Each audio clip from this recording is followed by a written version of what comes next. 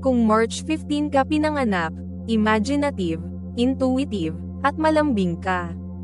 Ikaw ay sobrang malikhain at visionary, mahilig kang mangarap at makaisip ng mga bagong ideya. Empathetic at caring ka rin, tulad ng isang natural na healer, laging handang makinig at umunawa. At syempre, malakas ang intuition mo.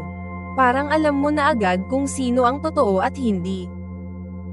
Pero minsan, masyado kang sensitive, konting salita lang, nasasaktan ka agad.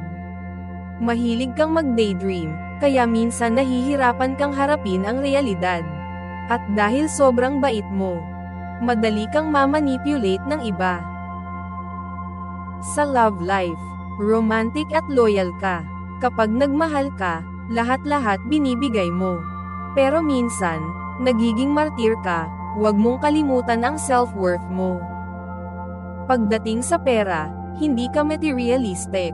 Mas gusto mo ang experiences kaysa kayamanan. Pero ingat, dahil minsan, hindi ka practical sa paghawak ng finances. Relate ka ba? O may kilala kang March 15 baby? Share and like mo na ang video na ito. Huwag rin kalimutan mag-subscribe para laging updated.